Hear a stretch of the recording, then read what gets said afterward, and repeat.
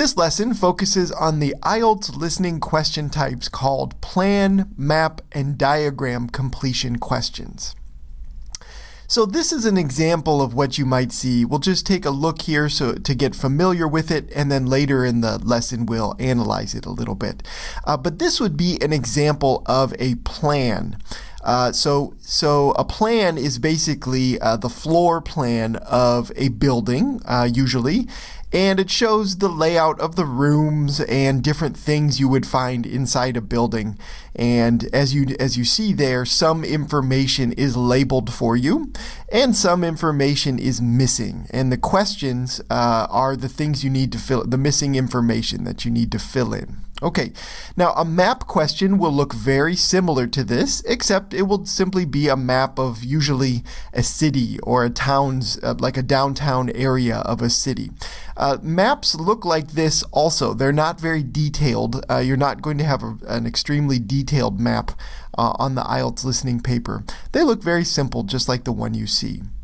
A diagram will be also similar, but it will not be a map of any kind or a plan. It will be a diagram usually of some kind of object or some type of process or phenomenon. So we'll look at an example of a diagram later in this lesson as we do an example question.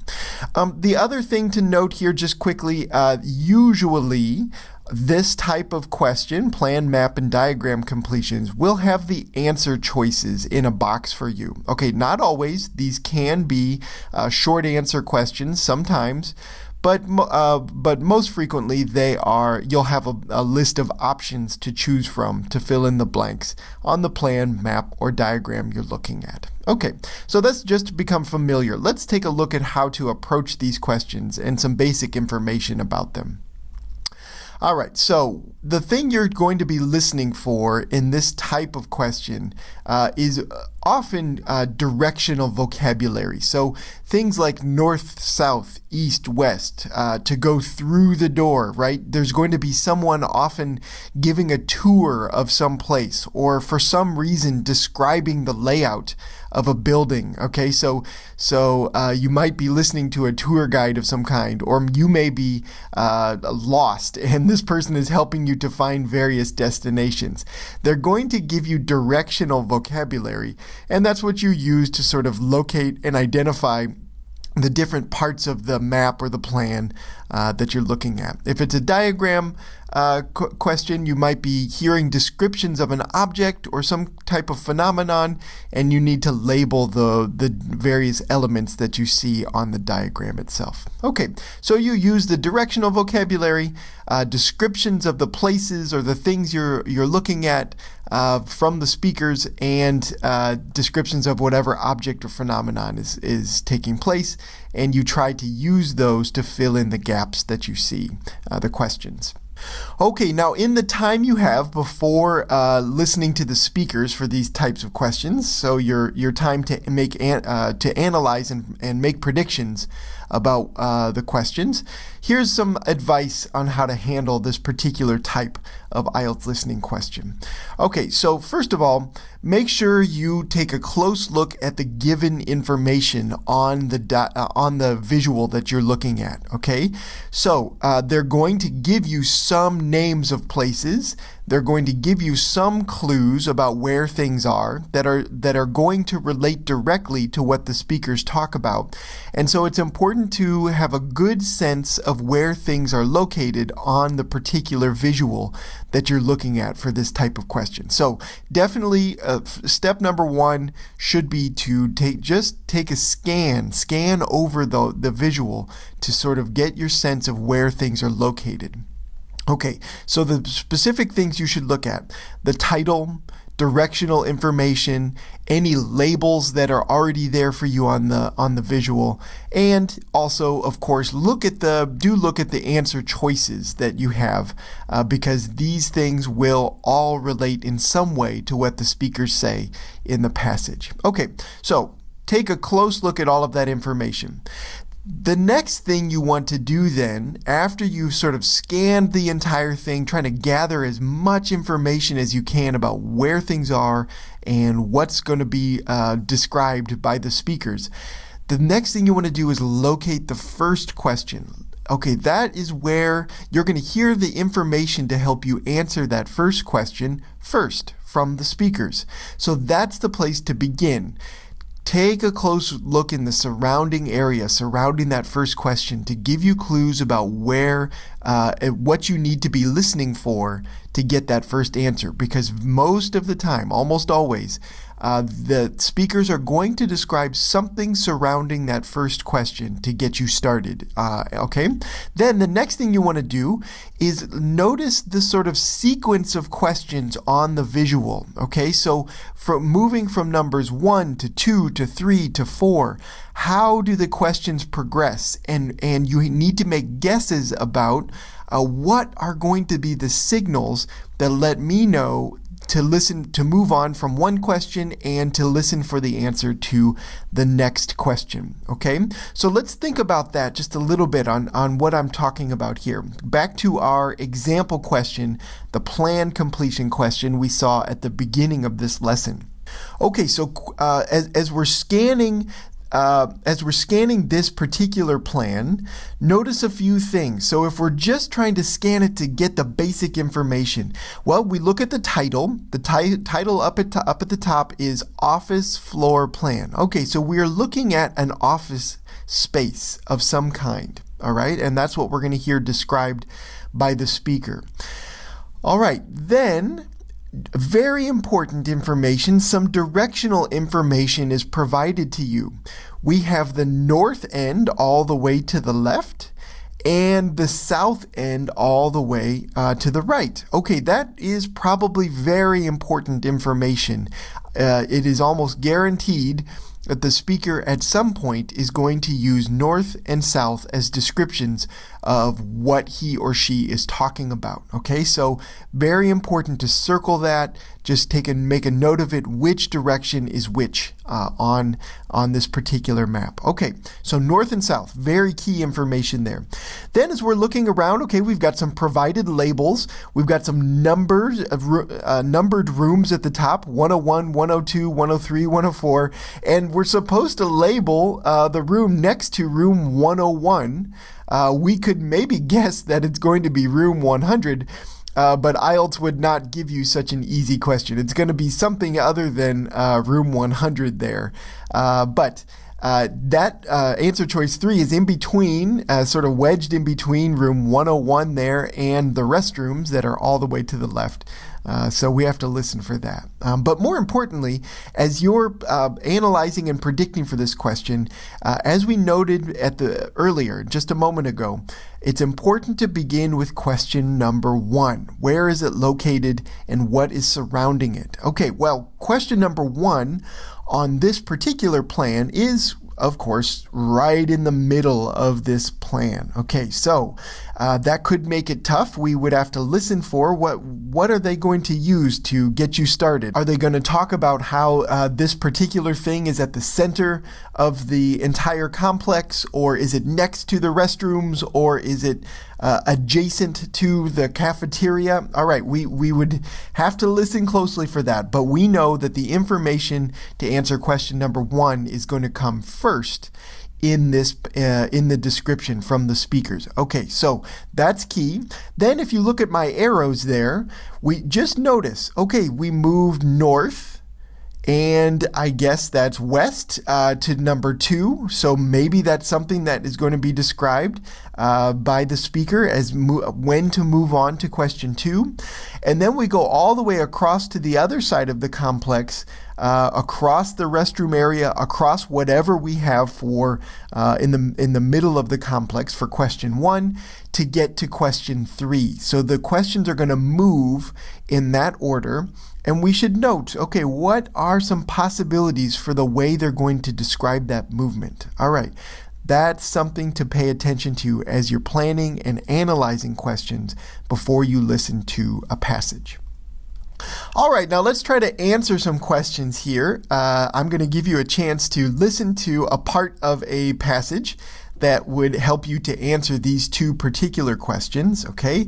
So we've got questions 1 and 2, and we've got our answer choices all the way over to the left. Now, I'm going to help analyze this with you just a little bit before you listen. Notice a couple of things. First of all, our labels. We've got the ocean floor there, so that ship that we see is way at the bottom of the ocean floor. Maybe that's important to our description. We have something called a transducer at the top left corner, and actually the item itself, the transducer, is that object you see with the arrow pointing to it. So perhaps we know what that is, perhaps we don't. Okay, if you know what that is, great. That's going to help you. But that's something we're going to hear described by the speakers. Okay, we can assume that. And then it looks like answer choice number 2, question 2, is going to be something connected to that transducer, maybe a part of the transducer. So that's important to notice, that we might need to listen for something that is somehow connected to or part of the transducer itself. And then what's going on with these arrows? Well, if you look at the answer choices over to the left, perhaps you could make a good guess. So these arrows are going to be something directionally heading towards the boat that we're seeing down at the bottom of the ocean floor. And then we're supposed to label the arrows going down. And then there are arrows going back up towards this thing, the transducer. Okay, we don't need to label those, but apparently that's going to be something that's described by the speaker in some way as well. All right, so what is the down arrow coming out of the transducer, and what is this object that's attached to or part of the transducer? Those are the things we need to listen for from the speakers of this passage, okay? We've got some answer choices to the left: dormant, ping, echo, shipwreck, and receiver. All right, now just a quick note here. I noticed, now maybe you're not sure, maybe A is a new word for you, but the word dormant is different from these other words because dormant is an adjective. All the other words are nouns. Okay, that is an interesting thing to note if you would notice that before listening to this passage.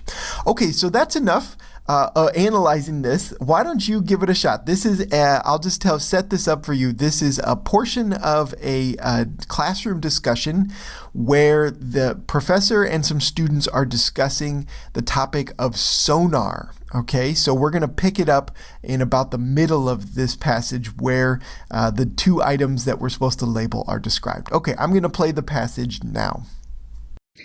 Professor Milton, how can an object like a shipwreck that's been lying on the ocean floor for years produce an echo? It's completely dormant. That's because the echo isn't of a noise sent out from the shipwreck. It's sent out from the ship. The sonar device. That's why we say this is an active sonar transducer. In active sonar, a signal of sound is transmitted through the water. You may have heard of the words pulse or ping to describe this signal. It's a short pitch, but it travels at the speed of sound. And because we know the precise speed of sound and water, then we know by the time until the echo of the signal gets back to the transducer how far away the object is. Exactly. And in which direction it can be found too. The sounds emitted from the transducer are sometimes audible, but often they're ultrasonic. That means the pings are so high-pitched they're beyond the capabilities of perception by the human ear. But the transducer is equipped with a special receiver for these kinds of signals. Okay, so how did you do? Were you able to get those two questions? Well, the answers I hope you got are number 1, B. So the down arrow there is what is described as a ping by the speakers. And number 2 is the receiver. The receiver is what is described as the object on the transducer that receives the signal, the echo, that comes back from the ping that is directed down towards the ocean floor, and that's how sonar sort of works. It's sort of these the signals are sent out towards the bottom of the ocean floor in this case, and then the echo is returns to the transducer and is picked up by a special receiver that is capable of hearing that particular noise. Okay, so those are your answers there. Here's where they come in the passage. So some wrong answer choices there. So shipwreck obviously doesn't make sense for each of these. If you know what that is, you know that a shipwreck is a is a ship that sank to the bottom of the ocean. So that ship at the bottom could be labeled a shipwreck, but that wasn't one of our answers that we needed to provide. Dormant, okay, is our adjective there that we noted before listening, and that is used to describe the ship that is at the bottom. So the student wonders, how could a ship produce a signal? And the professor indicates, well, actually the ship doesn't produce a signal. It's an echo off of the ship there. Okay, so dormant doesn't work. What we get in the green there, the possible answers that are used to describe the signal being transmitted or sent out of the transducer are pulse or ping. Okay, and the professor even says, you may have heard the words pulse or ping to describe this particular signal. Okay, so and that's where we get the answer choice for number 1, that signal that is being sent down. Some clues for you from what the professor says. After the professor describes this signal as a pulse or a ping, he continues on. He says it's a short pitch, but it travels at the speed of sound. Okay, short. The diagram shows you a bunch of short signals being sent out of the transducer. So that's a clue to you about what the professor was describing in that case, where these signals are sent out, these very short signals are sent out towards the ocean floor. Okay, then the female student responds, okay, then we know by the time until the echo of the signal gets back to the transducer how far away the object is. Okay, so these echoes are the things that are on your diagram there, showing that they return back to the transducer, and that's what the transducer picks up. Our answer for number 2 then comes all the way at the end of what the male professor responds with, okay? So he says all the way at the bottom of the sentence, but the transducer is equipped with a special receiver for these kinds of signals. Okay, to be equipped means that is something that is part of or belongs on the transducer. Okay, so that's what we saw in the diagram, this object that is sort of attached to the bottom of the transducer that the arrow is pointing to for question number 2. That's where we get the answer we need to supply there, which is receiver, one of the answer choices in the box. Okay, so that's how to approach these plan, map, and diagram completion questions on the IELTS listening paper.